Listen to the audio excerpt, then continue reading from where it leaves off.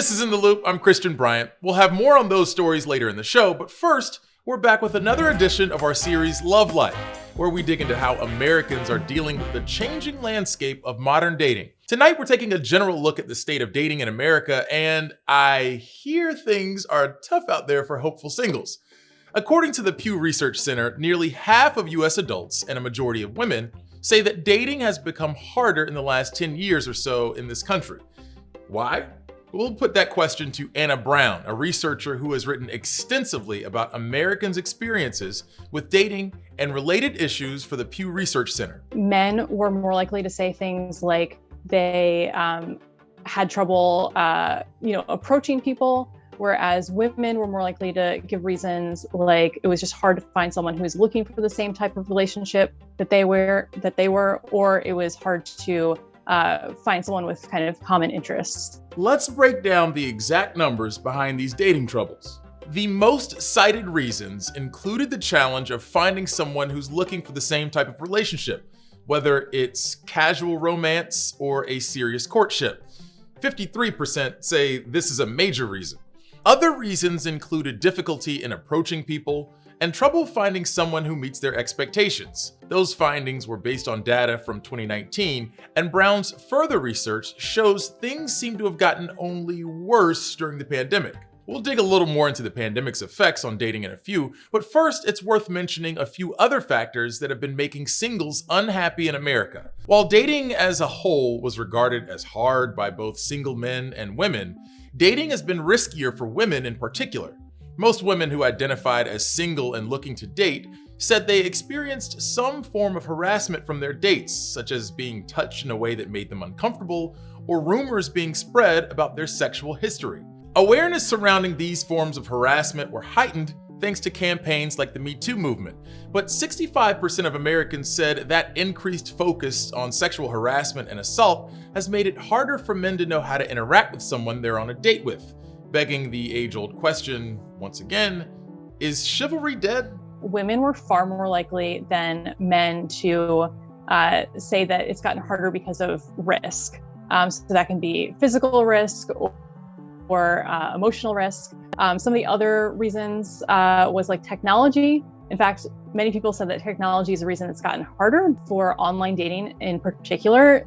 People tend to experience more severe forms of harassment. Over the past decade, dating was already becoming more complicated in an increasingly digital America and the unique challenges that came with the rise of social media and dating apps.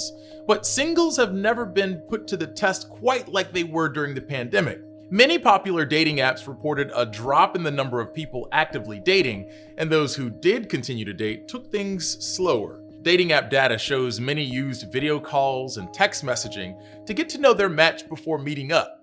Factors like a person's willingness to social distance and their COVID-19 vaccination status became a more prominent consideration for many looking for a potential partner, whether it was for the short term or the long run. As the pandemic's public health measures were politicized, it also trickled into dating, which was becoming more political in a post-Trump environment anyway. We found that about half of people who have online dated in the last year say that it's been important to them to see someone's political beliefs on their online dating profile.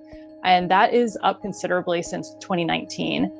And we also found that most of that change was being driven by Democrats, and Democrats are more likely than Republicans to say that it's important to them to see that kind of information on someone's profile. As the pandemic restrictions eased and much of the country received their vaccines, dating began picking up again. Many predicted 2021 would bring a lot of summer lovin', with people across the nation trying to make up for lost time. And while that was certainly true for couples, with many ushering in a wedding boom after a year of putting off weddings, that rush of singles people expected to see was closer to a trickle. After a lonely year of social distancing, many singles who were looking to date reported a desire to do so more purposefully, taking their time to pick partners. This trend was especially true for single Americans under 30 who didn't want to risk taking a potentially meaningful connection for granted.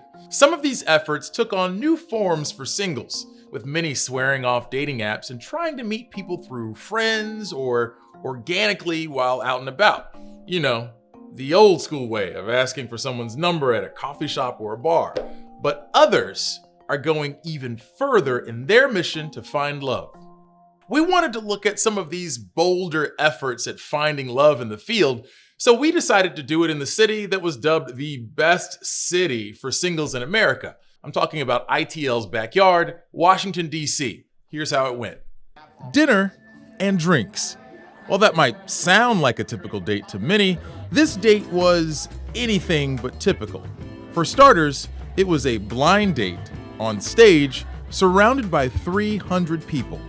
The brave singles are part of a live dating show called Updating, which aims to mix comedy with a simultaneously spicy, vulnerable, and very public search for love.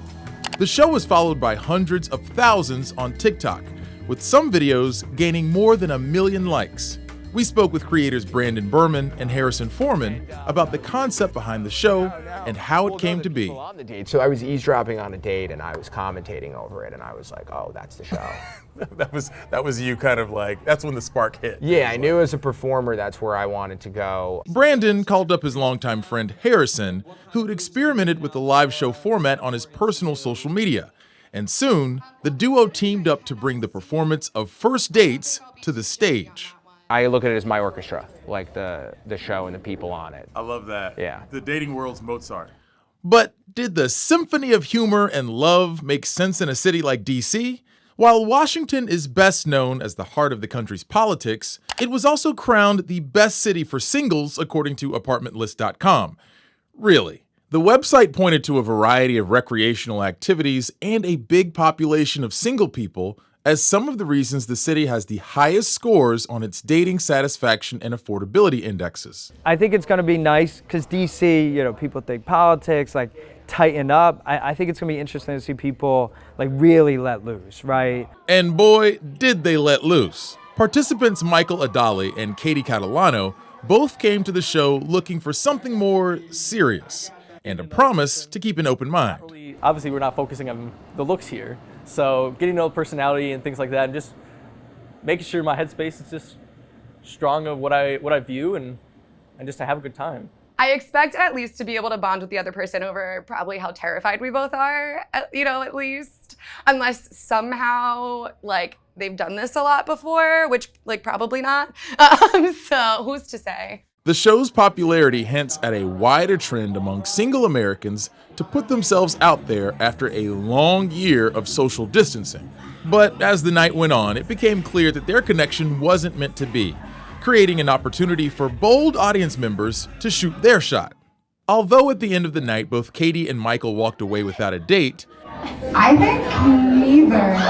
Cupid didn't entirely skip the show. When all is said and done, though, both Katie and Michael still left the stage hopeful. It was a fun new way to try dating, and maybe somebody in the crowd sparked an interest, maybe somewhere down the line, and maybe will grab me later on tonight. I had maybe had some hopes that I might hit it off with someone, but this was just like a fun thing to try. And I'm gonna keep trying different ways of meeting people until something works. And their date even left the audience with a reason to be optimistic. I definitely feel like a little takeaway is like really to narrow my list of red flags because I was really picky, but like I see, like the guy Michael, like after a while, you're like, okay, he has some cute little qualities. Maybe you can like be a little more generous. Like I saw that, but because I'm hard on people. Thank you for that. You know, I think I really appreciate that this show gives an opportunity for folks to find love. I think we're at a moment, especially living through pandemics and all the worldly upheavals that we're experiencing, where people want to find connection. And I think this is an opportunity, maybe a little bit out of the box opportunity for folks to find connection. And I think that was really special. The most unique way to do this.